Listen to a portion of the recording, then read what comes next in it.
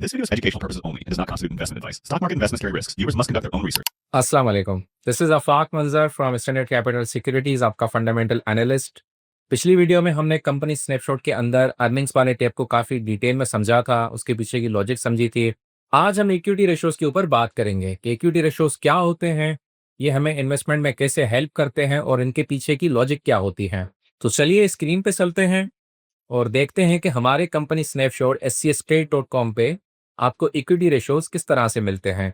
जैसे ही आप हमारी वेबसाइट पे आते हैं तो यहाँ नीचे आपको जो है अर्निंग्स वाला टेप देखने को मिलता है। इससे पिछली वीडियो हमने इसी के ऊपर बात की थी, उसके साथ इंपॉर्टेंट रेशियोज़ है, इसको मैं आखिर में कवर करूँगा क्योंकि इसमें काफ़ी मुख्तलिफ रेशियोज़ हैं, वो एक ही साथ दिए गए हैं।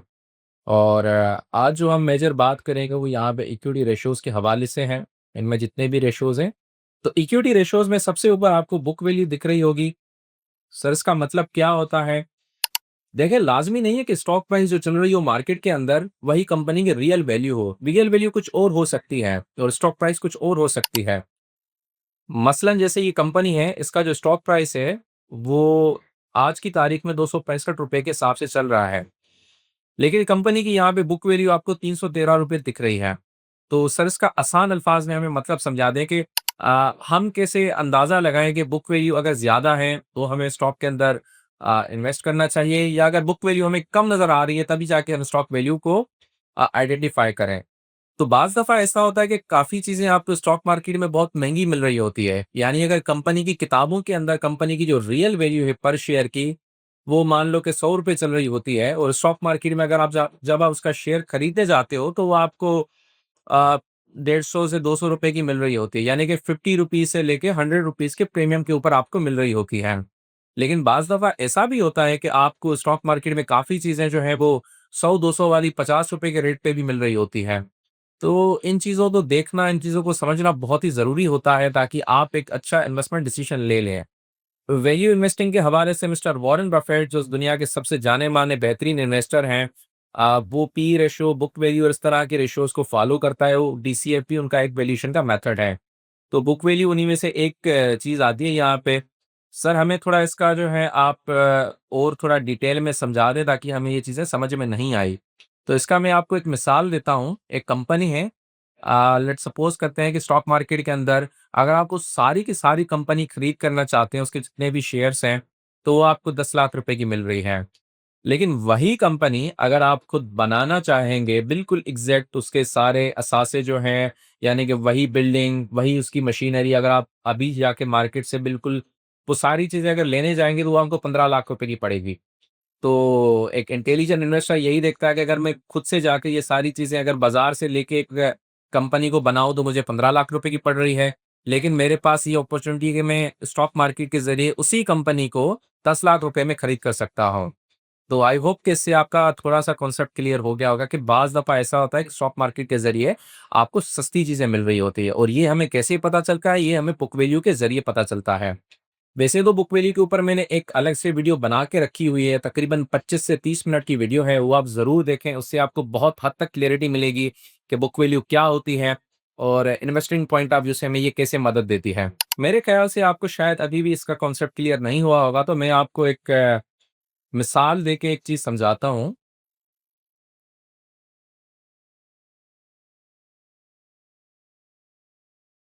जैसे आपको एक कंपनी बनानी है। I am not good in drawing, लेकिन मैं कोशिश कर रहा हूँ कि आपको एक कंपनी बनानी है जिसका हम नाम रख लेते हैं XYZ लिमिटेड। सही है?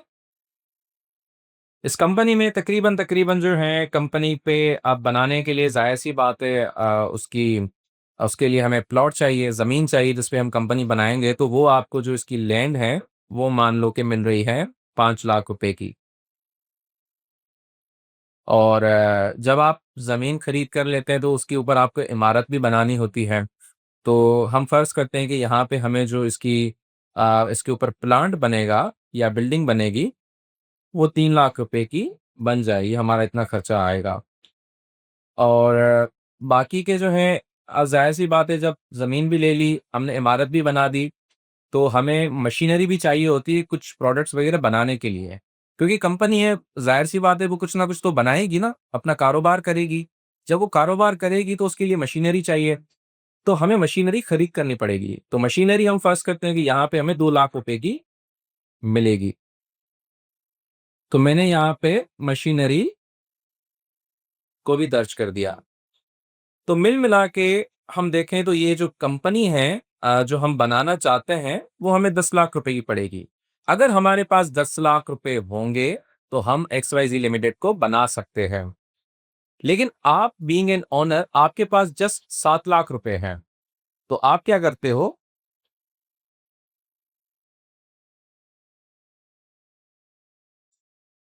आपके पास जो अभी अकाउंट में पड़े हैं वो जस्ट 7 लाख रुपए हैं। आप अपने बिहाफ पे ये पूरी की पूरी अमाउंट जो है वो कंपनी में इंजेक्ट करते हो। लेकिन 7 लाख से तो कंपनी नहीं बनेगी। 7 लाख में फिर क्या-क्या आएगा सर? सबसे पहले आप प्लॉट लेंगे, 5 लाख रुपए आपके वहाँ पे खर्च हो जाएँगे और उसके बाद आपके पास 2 लाख रुपए हैं। अब मर्ज़ी है आपकी, आप कुछ हद तक बिल्डिंग बनवाएँ, जो अमूमन होता है, या आप पहले मशीनरी ले लें। फ़र्ज़ करते हैं कि आपने पहले मशीनरी ले ली, आपने प्लॉट बनाया और मशीनरी ले ली। लेकिन इस कंपनी को चलाने के लिए बिल्डिंग भी तो दरकार है, उसके लिए भी हमें रिसोर्सेज़ चाहिए, फंड्स चाहिए। तो आपको कहाँ से अरेंज करेंगे? क्योंकि ये जो हमने खर्चा लगाया है और इसी खर्चे को मिला के हमारी कंपनी बनेगी। ऐसा होगा ही नहीं कि आप जो है वो 7 लाख रुपए में कंपनी बना दें। तो बाकी के जो 3 लाख रुपए हैं, वो आपको किसी न किसी से लेने पड़ेंगे। तो हम फ़र्ज़ करते हैं कि वो आपने बैंक से ले लिए। सर कितने लिए हमने? 3 लाख रुपए। जब आपने बैंक से भी 3 लाख रुपए ले लिए, तो आप जाके अब कंपनी की बिल्डिंग बना सकते हैं। तो सर हमें यहाँ तक तो समझ में आ गया, लेकिन इसका बुक वैल्यू से क्या लेना-देना है? तो वही हम उसकी तरफ आते हैं। मैं आपको समझाता हूँ। आपके 7 लाख रुपए और बैंक के 3 लाख रुपए ये मिलके आपकी कंपनी बन गई 10 लाख रुपए की। तो इन्हीं चीज़ों को बस अकाउंट्स और बिज़नेस लैंग्वेज में थोड़ा मिला के बताना होता है, उनको प्रेज़ेंट करना होता है। जैसे कि आपने अगर 7 लाख रुपए लगाए हैं, तो ये ओनर इक्विटी कहलाते हैं। सही है? और बाकी जो 3 लाख रुपए आपने लिए हैं बैंक से, उधार लिया है ना, यानी कि इसको आपको चुकाना भी है। तो ये जो 3 लाख रुपए हैं, ये लायबिलिटी कहलाता है फाइनेंस और अकाउंट्स की ज़बान में। तो हम इसको लायबिलिटीज़ कहेंगे। और सर ये जो हमारी यहाँ पे पूरी कंपनी बन गई 10 लाख रुपए की, सर इसको हम फिर क्या कहेंगे? ये आपके असासे हैं।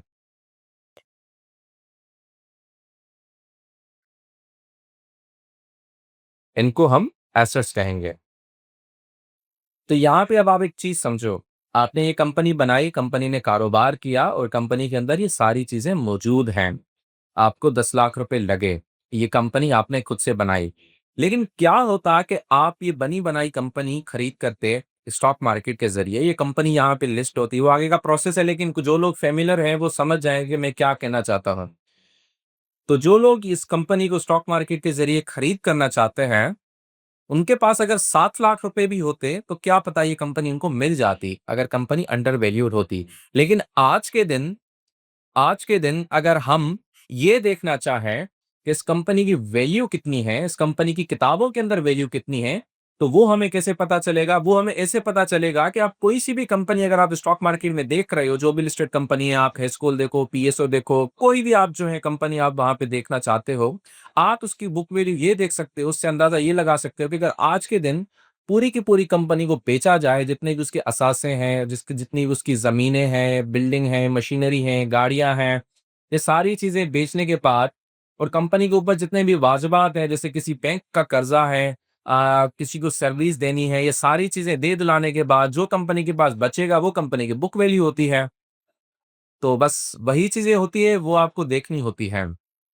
तो इस ओनर सिक्योरिटी को सबसे छोटी लेवल पे तो उसको कैपिटल भी कहा जाता है और अगर ओनर सिक्योरिटी आपको अक्सर देखने को मिलेगा, लेकिन आप उसको अभी के लिए बुक वैल्यू भी तस्वर कर सकते हैं कि ये जो है, ये कंपनी की बुक वैल्यू है। आप अभी के लिए इसको ये भी तस्वर कर सकते हैं कि सर ये जो 7 लाख रुपए हैं, ये कंपनी की थी बुक वैल्यू।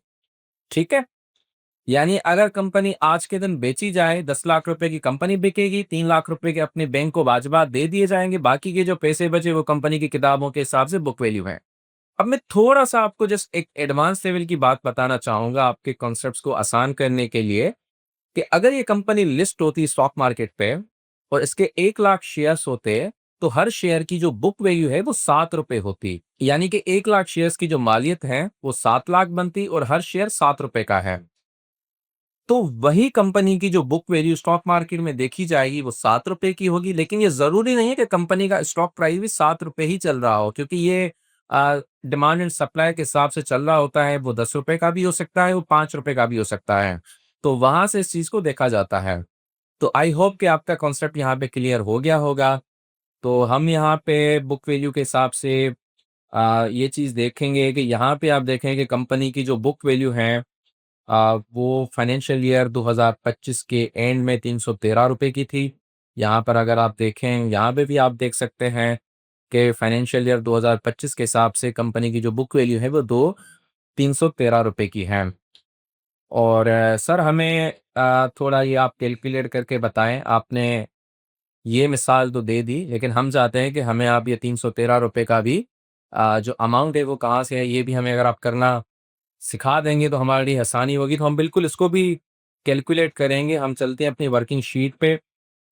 मैंने यहाँ पे आपके लिए पहले से ये चीज़ें बना के रखी थी, लेकिन मैं आपको फिर से बिल्कुल इरेज़ करके आपको चीज़ें समझाऊँगा।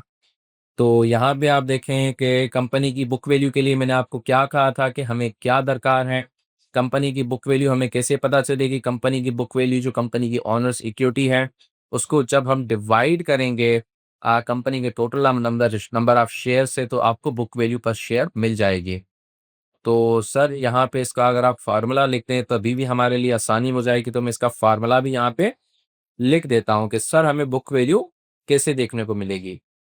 कंपनी की टोटल शेयर होल्डर्स इक्विटी,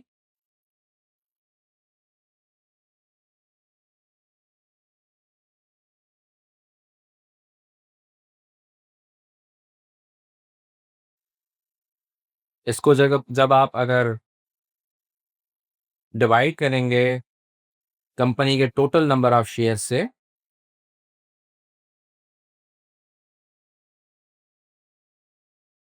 तो आपको बुक वैल्यू मिल जाएगी।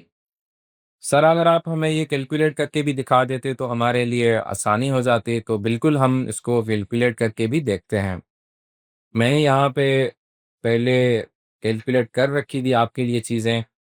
तो वर्किंग शीट पे जब हम बुक वैल्यू पर शेयर अगर हमें देखना हो, तो फार्मूला हम लगाएँगे, जो मैंने आपको पहले बताया था। आप यहाँ पे कंपनी की जो टोटल इक्विटी है, उसको डिवाइड करेंगे कंपनी के जो है वो टोटल नंबर ऑफ शेयर्स है। ये डेटा मैंने पहले ही एक्सट्रैक्ट करके रखी है। आपको ये डेटा कंपनी की एनुअल रिपोर्ट्स और हमारी वेबसाइट से बआसानी मिल जाएगी, तो इसके लिए परेशान होने की ज़रूरत नहीं है। तो ओजीडीसी कंपनी की जो टोटल इक्विटी है साल 2025 के हिसाब से, वो लगभग 1348 बिलियंस हैं और कंपनी के जो नंबर ऑफ शेयर्स हैं, वो तकरीबन 4.3 बिलियन हैं। तो इस हिसाब से अगर आप इसको डिवाइड करेंगे या इसको सॉल्व करेंगे, तो आपको बुक वैल्यू पर शेयर देखने को मिलेगी जो कि 313 की है। तो सर हमें बुक वैल्यू यहाँ पे समझ में आ गई। बिल्कुल, चलते हैं हम अपनी फिर से अगले रेशो की तरफ। इसके बाद यहाँ पे एक्सपेक्टेड बुक वैल्यू आपको देखने को मिलेगी। सर इसका क्या मतलब है? 352.98 की एक्सपेक्टेड बुक वैल्यू आपको देखने को मिल रही है। देखिए 313 की जो हमने बुक वैल्यू निकाली थी, वो पिछले साल 2025 की थी। वो गुज़र चुका है, वो हिस्टोरिकल बुक वैल्यू है। लेकिन जो इन्वेस्टर होता है, वो इन्वेस्टमेंट पिछले साल में नहीं कर रहा होता ऑब्वियसली, वो आने वाले साल के हिसाब से कर रहा होता है। तो हमें बुक वैल्यू भी इस हिसाब की चाहिए होती है। तो उसके लिए हमें क्या करना पड़ता है, ये एनालिस्ट टू एनालिस्ट वेरी कर रहा होता है। काफ़ी एनालिस्ट ये देख रहे होते हैं कि पिछले साल 313 की थी। इस साल अगर कंपनी का कारोबार अच्छा चला, जो कि उनके कुछ फैक्टर्स होते हैं, उसको देख के वो अंदाज़ा लगाते हैं कि वो ये एक्सपेक्ट कर लेते हैं कि इस साल जो है वो 350 की हो सकती है। अब ये एनालिस्ट टू एनालिस्ट वेरी कर रही होती है चीज़ें। यहाँ पे इसका क्या फ़ॉर्मूला यूज़ हुआ है, वो मैं आपको समझा देता हूँ, लेकिन उससे पहले मैं आपको बुक वैल्यू ग्रोथ के हिसाब से समझाऊँगा, ताकि ये आपको समझने में आसानी हो। फिर इस फ़ॉर्मूला को यूज़ करके हम बुक वैल्यू ग्रोथ भी निकाल सकते हैं। तो बुक वैल्यू ग्रोथ का मैं यहाँ पे फार्मूला लिख लेता हूँ। देखिए ये वही फार्मूला है जो हम चेंज इन ग्रोथ या चेंज इन परसेंटेज अक्सर देखा करते हैं। मैं यहाँ पे लिख लेता हूँ चेंज इन ग्रोथ। अगर आपको यहाँ पे इस कॉन्टेक्स्ट के हिसाब से देखनी है तो आप यहाँ पे करंट बुक वैल्यू लिखेंगे, बुक वैल्यू पर शेयर लिखेंगे, इसको माइनस करेंगे। आप जो पास्ट में बुक वैल्यू पर शेयर थी, इसको आप इसी बेस से डिवाइड करेंगे जो पास्ट में बुक वैल्यू पर शेयर थी, और उसको मल्टीप्लाई कर दें 100 से, तो आपको ये परसेंटेज में मिल जाएगी। सर ये कैसे होगा, वो हमें आप थोड़ा करके दिखाएं। तो बिल्कुल करके देखेंगे। हाँ, मैं आ जाता हूँ यहाँ पे अपनी वर्किंग शीट पे, और एक्सपेक्टेड बुक वैल्यू को हम यहाँ पे कैलकुलेट करेंगे। तो यहाँ पे हम अपनी वर्किंग शीट पे आते हैं और बुक वैल्यू ग्रोथ को हम फिर से कैलकुलेट करते हैं। एज पर फार्मूला हमें कंपनी की जो करंट बुक वैल्यू है वो चाहिए होती है, जो कि 313 की थी। इसको हमें माइनस करना पड़ेगा प्रीवियस बुक वैल्यू, मैंने यहाँ पे लिखी तो थी। हाँ, यहाँ पे 290। इसको जब हम डिवाइड करेंगे कंपनी की प्रीवियस बुक वैल्यू 290 और उसका परसेंटेज लेगा,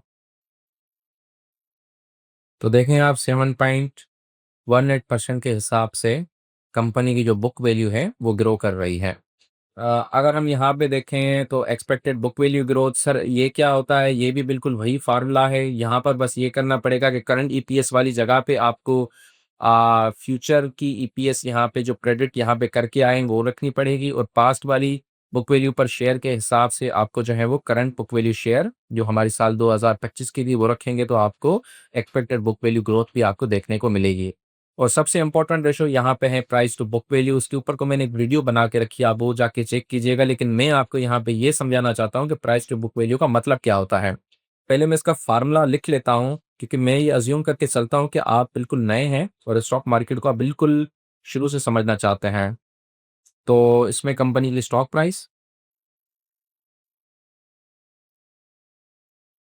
और कंपनी की बुक वैल्यू पर शेयर, ये करेंगे तो आपका प्राइस टू बुक वैल्यू आपको देखने को मिलेगा। वर्किंग शीट पे हम चले आए। हमें यहाँ पे कंपनी की जो स्टॉक प्राइस है वो यहाँ पे मैंने लिख रखी है, आप यहाँ से देख सकते हैं। इसको हम डिवाइड करेंगे कंपनी की बुक वैल्यू से जो कि 313 की है, तो आपको प्राइस टू बुक वैल्यू यानी 0.84 के हिसाब से चीज़ देखने को मिल रही है। इसका मतलब ये हुआ कि कंपनी का जो शेयर है वो स्टॉक मार्केट से 264 रुपये का मिल रहा है, और अगर आप कंपनी की बुक्स में देखें तो उसकी वैल्यू जो है वो 313 की थी, तो आपको लगभग ये 0.84 के मल्टीपल पे मिल रहा है। जो भी चीज़ एक से कम नज़र आती है आपको प्राइस टू बुक वैल्यू के हिसाब से वो अंडर वैल्यू तस्वर की जाती है। उसके बाद expected price to book value भी वही है, बस आपने जो करंट बुक वैल्यू रखी थी उसमें आप एक्सपेक्टेड बुक वैल्यू यहाँ पे रख देंगे, तो आपको expected price to book value देखने को मिलेगी। उसके अलावा रिटर्न ऑन इक्विटी है। रिटर्न ऑन इक्विटी क्या होता है कि जितना होनर ने पैसा लगाया है, यहाँ पे जैसे हमने ये मिसाल ली थी 7 लाख रुपए, उसके बदले में कंपनी ने कितना प्रॉफिट किया। फर्ज करते हैं कि यहाँ पे जो ओनर ने 7 लाख रुपए लगाए थे, कंपनी हर साल इस 7 लाख रुपए के बदले में 1 लाख का प्रॉफिट करती है। तो इसका बस रिटर्न देखना होता है, इसको रिटर्न ऑन इक्विटी कहते हैं। लेकिन मैं ये फिर से इसका फार्मूला लिख देता हूँ, क्योंकि मुझे पता है कि काफ़ी लोग नए हैं, उनको ये चीज़ें समझ में नहीं आएंगी। तो यहाँ पे मैं रिटर्न ऑन इक्विटी का फार्मूला भी यहाँ पे लिख देता हूँ। रिटर्न ऑन इक्विटी में आपको सबसे ऊपर नेट प्रॉफिट रखना पड़ता है। यहाँ पे रखेंगे आप नेट प्रॉफिट, इसको डिवाइड करना पड़ता है एवरेज शेयर होल्डर इक्विटी से। अब मैं मान लेता हूँ कि यहाँ पे कंपनी की जो बुक वैल्यू है या एवरेज शेयर होल्डर इक्विटी है। जब आप इसको सॉल्व करेंगे तो आपको रिटर्न ऑन इक्विटी देखने को मिलेगी। सर हमें आप ये सॉल्व करके दिखाएं। तो बिल्कुल चलते हैं सॉल्व करने की तरफ। हम अपनी वर्किंग शीट पे जाते हैं, और यहाँ पे हमें रिटर्न ऑन इक्विटी मैंने पहले कैलकुलेट करके रखी थी, लेकिन हम फिर से कैलकुलेट करेंगे। मैंने आपको फार्मूला के हिसाब से बताया था कि ये चीज़ें मैंने यहाँ पे कैलकुलेट करके रखी थी। कंपनी के जो साल 2025 में कंपनी को जो प्रॉफ़िट हुआ था ओजीडीसी के, वो लगभग कितना हुआ था? ये तो बहुत ज़्यादा प्रॉफ़िट है। 169 बिलियन का प्रॉफ़िट हुआ था ओजीडीसी को, और उसको हमें डिवाइड करना पड़ेगा कंपनी की इक्विटी से। जो ओनर का पैसा इसके अंदर लगा हुआ है वो है तकरीबन 1348 अरब। तो इसका जब आप जो है वो परसेंटेज निकालेंगे तो आपको यहाँ पे रिटर्न ऑन इक्विटी 12.6% देखने को मिलेगी। यानी कि कंपनी के अंदर हर साल 12% का लगभग जो है कंपनी रिटर्न ऑन इक्विटी दे रही है। और खाली इसको नहीं देखना होता, कर्जा भी है कंपनी के ऊपर, उसको भी देखना होता है, लेकिन वो चीज़ें बात की है, मैं अभी आपको नहीं समझाता, वो हम नीचे रोकी में समझेंगे कि उसमें क्या होता है रिटर्न ऑन कैपिटल एम्प्लॉयड में। तो एक्सपेक्टेड आरओई वही है, यानी कि जैसे आपने यहाँ का रिटर्न ऑन इक्विटी ये देखी कि 12.6% है। एक्सपेक्टेड रिटर्न ऑन इक्विटी क्या होगी? बस इसके अंदर वही रखना पड़ेगा जो साल 2026 की हम प्रॉफिट एक्सपेक्ट कर रहे हैं, उस हिसाब से आप इसको देख सकते हैं। और रिटेंशन रेशो, सर ये क्या होता है? ये रिटेंशन रेशो में कंपनी का जो नेट प्रॉफिट है उसको अगर हम माइनस करें जितना कंपनी ने डिविडेंड दिया, तो डिविडेंड जितने भी है वो कंपनी के नेट प्रॉफिट से अगर माइनस करेंगे और इसको फिर से हम नेट प्रॉफिट से डिवाइड करेंगे, मल्टीप्लाई जब 100 से करेंगे तो हमें रिटेंशन रेशो देखने को मिलेगा। वैसे कंपनी का नेट प्रॉफिट जो है वो बिलियंस में होता है, और डिविडेंड्स भी कंपनी जितना दे रही होती है वो मिल मिला के भी काफ़ी बड़ी फिगर होती है। तो इसको मैं आसान कर देता हूँ थोड़ी चीज़ें। जैसे कि मान लो कि जो नेट प्रॉफिट है सबको मैंने डिवाइड कर दिया नंबर ऑफ शेयर से, तो पर शेयर का हमारे पास इम्पैक्ट हमें देखने को मिलेगा। जैसे मैंने यहाँ पे नेट प्रॉफिट की जगह जस्ट ईपीएस कर दी, नेट प्रॉफिट की जगह जस्ट ईपीएस कर दी, एक शेयर के ऊपर कंपनी को जितना प्रॉफिट हुआ, और डिविडेंड भी कंपनी का हमने खाली एक डिविडेंड कर दिया, यानी कि तो अब हम जो रेशियो हैं वो आसानी से देख सकते हैं। तो चलते हैं हम अपनी वर्किंग शीट की तरफ, और यहाँ पर अगर आप देखें तो रिटेंशन रेशियो के अंदर आपको कंपनी की ईपीएस चाहिए थी जो कि 39 थी। हमने पिछले से पिछले वीडियो में ये कैलकुलेट कर रखी थी, और आपको कंपनी का उसमें से माइनस करना है डिविडेंड। कंपनी ने कितना डिविडेंड दिया है? पिछले साल 15.05 का एनुअल डिविडेंड दिया था, और इसको जब हम डिवाइड करेंगे अगेन कंपनी की ईपीएस से, और हमें परसेंटेज में ये अमाउंट देखनी है, तो हमें यहाँ पे 61% की रिटेंशन रेशियो देखने को मिलता है, जो कि आप यहाँ पे देख सकते हैं। तो इसको आप वैसे नेट प्रॉफिट और सारे डिविडेंड्स मिला के भी कैलकुलेट कर सकते थे। वेल आई होप कि आपको ये जो है यहाँ तक चीज़ें समझ में आ रही होगी। एक चीज़ और मैं समझाना चाहूँगा, मैंने अभी तक प्रेफर्ड शेयर्स कहीं पे भी कॉन्सेप्ट इस्तेमाल नहीं किया, वरना ये होता है कि नेट प्रॉफिट से सबसे पहले प्रेफरेंस शेयर्स वालों को प्रेफरेंस दी जाती है, उनके शेयर्स माइनस किए जाते हैं। तो अभी तक हम उसके कॉन्सेप्ट के ऊपर बात नहीं कर रहे। तो उसके बिल्कुल नीचे ही यहाँ पे एक्सपेक्टेड रिटेंशन रेशियो है, यानी कि साल 2026 का भी हम एक्सपेक्ट करेंगे कि कंपनी कितना अपने पास रखेगी और कितना बाँटेगी। उसके बाद यहाँ पे इक्विटी टू एसेट रेशियो है। ये बहुत ही इंपॉर्टेंट रेशियो है, इसको यहाँ से समझेंगे बहुत ही मज़ा आएगा आपको समझने में। जैसे कि कंपनी के जो टोटल एसेट्स थे वो 10 लाख के हो गए थे, 5 लाख की ज़मीन थी, 3 लाख का प्लांट था, 2 लाख की मशीनरी थी। कंपनी के ओनर ने 7 लाख रुपए लगाए, और कंपनी के अंदर बैंक्स ने 3 लाख रुपए लगाए, तो मिल मिला के ये कंपनी बन गई। इक्विटी टू एसेट रेशियो में ये बताता है कि कंपनी के अंदर ओनर का कितना पैसा लगा हुआ है, और यहाँ से हमें जो है ये पता चलता है कि कंपनी के ऊपर ज़्यादा कर्जा वगैरह तो नहीं है। और जैसे कि इस कंपनी का हम मिसाल लें तो कंपनी के अंदर जो 10 लाख के असासे हैं उनमें से 7 लाख के जो असासे हैं, यानी कि लैंड और मशीनरी, वो ओनर ने फाइनेंस किए हैं, यानी कि इसने खुद से पैसे लगा के यहाँ पे लगाए हैं। लेकिन कंपनी के जो 3 लाख हैं, जो कंपनी का प्लांट है, उसके शायद कागज़ात बैंक के पास गिरवी हो, वो बैंक से फाइनेंस किए गए हैं। तो इक्विटी टू रेशियो से हमें यही चीज़ें देखने को मिलती है। इसमें सर फ़ॉर्मूला क्या होगा इसका? सर इसका फ़ॉर्मूला यहाँ पे बिल्कुल सिंपल फ़ॉर्मूला मैं आपको समझा देता हूँ। कंपनी की जो इक्विटी थी, share holders equity, average share holder equity, book value, capital, ये सारी चीज़ें आपको सुनने में मिलेगी। थोड़ा-थोड़ा इनमें फ़र्क होता है, लेकिन तकरीबन इनकी बात अभी के लिए आप क्योंकि बिगिनर लेवल पे हैं, तो सारी चीज़ें सेम हैं। तो इक्विटी टू एसेट रेशियो में अगर आप देखें तो यहाँ पे कंपनी की एवरेज शेयर होल्डर इक्विटी, इसको जब आप डिवाइड करेंगे कंपनी के टोटल एसेट से, तो आपको यहाँ पे इक्विटी टू एसेट रेशियो देखने को मिलेगा। सर हम जो है ये आप हमें थोड़ा कैलकुलेट करके भी दिखाएं, क्योंकि ऐसे हमें समझ में तो आ गया लेकिन हमें थोड़ा डीप में समझना है। तो हम चलते हैं अपनी वर्किंग शीट पे और रिटर्न ऑन नहीं, हम इक्विटी टू एसेट रेशियो को कैलकुलेट करेंगे। तो यहाँ पे हम आ गए। मैं यहाँ पे क्या करूँगा, एज पर फार्मूला हमें कंपनी की इक्विटी जो मैंने यहाँ पे एक्सट्रैक्ट करके रखी थी साल 2025 की 1348 अरब की इक्विटी है कंपनी की। इसको हम डिवाइड करेंगे कंपनी के टोटल एसेट से, जो कि लगभग 1654 अरब के हैं। उसको हम डिवाइड करेंगे तो हमें कंपनी का इक्विटी टू एसेट रेशो देखने को मिलेगा। और आपको परसेंटेज में देखना है तो परसेंटेज की साइन लगा के आप फार्मूला को फिल कर दें। तो यहाँ पे आप देखें कि equity to asset ratio company का 81 आ रहा है। यानी कि इसका मतलब ये हुआ कि कंपनी के जो 1654 के एसेट्स हैं उनमें से 1348 करोड़ के एसेट्स ओनर के हैं। बाकी के रिमेनिंग एसेट्स जो है वो बैंक फाइनेंस और लाइबिलिटीज़ की मद में कंपनी के पास आए हैं। आई होप कि आपका यहाँ पे भी कॉन्सेप्ट क्लियर हो गया होगा कि 81% का यहाँ पे क्या मतलब था। और रिटर्न ऑन एसेट्स यानी कि अब एसेट्स जितने हैं उनके ऊपर कंपनी ने रिटर्न कितना कमाया। तो ये भी बहुत सिंपल सी बात है, लेकिन मैं आपको फिर से कैलकुलेट करके दिखाता हूँ। और इसके फार्मूला के लिखने की ज़रूरत तो नहीं है, लेकिन क्योंकि मैं बिल्कुल समझता हूँ कि आपको शायद चीज़ें परेशान करें, तो उसके लिए मैं यहाँ पे लिख भी देता हूँ। कंपनी का यहाँ पे नेट प्रॉफिट लिखें और कंपनी के यहाँ पे टोटल एसेट्स लिखें।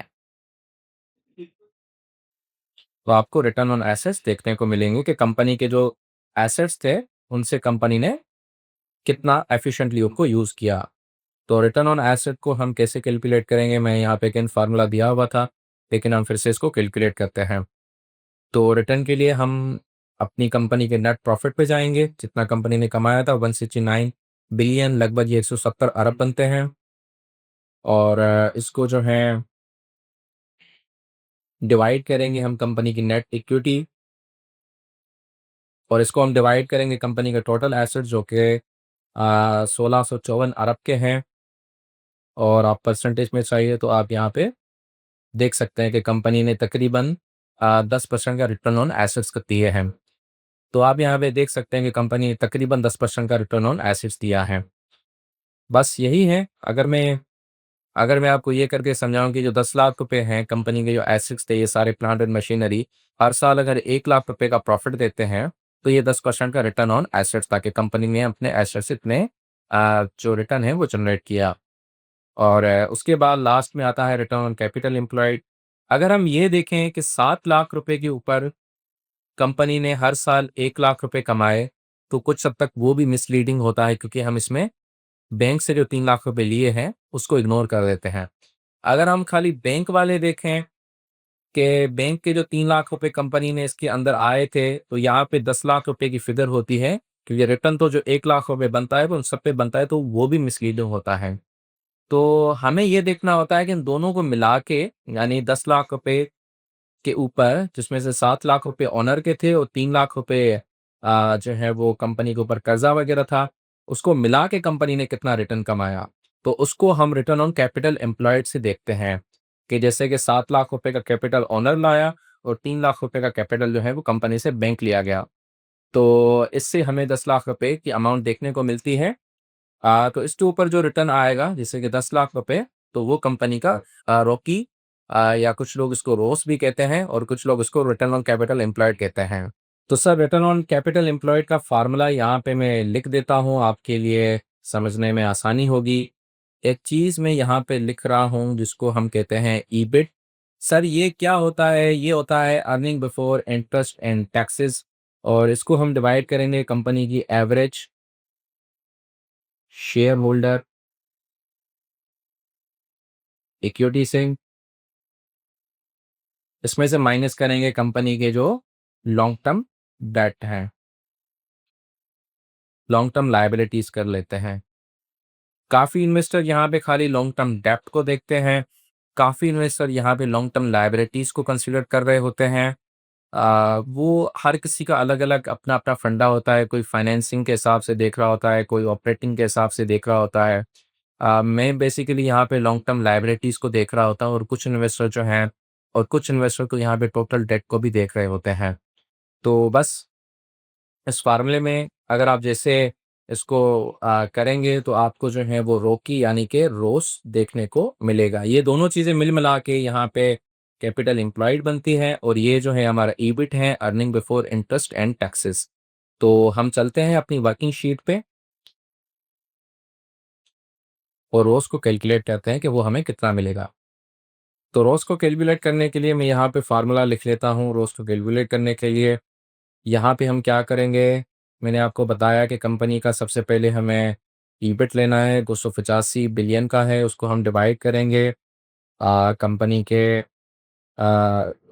इक्विटी से, जो कि यहाँ पर है कंपनी के टोटल शेयर, जो कि है यहाँ पे कंपनी की 1348 अरब के। इसको हम प्लस करेंगे यहाँ पे और यहाँ पे हमें कंपनी की लॉन्ग टर्म लायबिलिटीज़ कटनी पड़ेगी और परसेंटेज में आपको निकालना पड़ेगा। तो यहाँ पे देखें, आपको 18% का रोज़ देखने को मिलता है। एक चीज़ शायद मैंने यहाँ पे एवरेज शेयर होल्डर इक्विटी और लॉन्ग टर्म में यहाँ पे इन दोनों को प्लस करना पड़ेगा, क्योंकि ये दोनों चीज़ें मिलके आपका कैपिटल एम्प्लॉयड बनता है। तो बस यही है आज के लिए, इतना ही। मिलते हैं अगली वीडियो में। आई होप कि आपको ये चीज़ें समझ में आई होंगी। दिस इज़ आफाक मंजर, आपका फंडामेंटल एनालिस्ट, और मिलते हैं अगली वीडियो में। For more details, call us today at 111-111-721. Open an account with Standard Capital Securities. Start investing in your financial future. Talk to our experts and get access to exclusive market research and much more.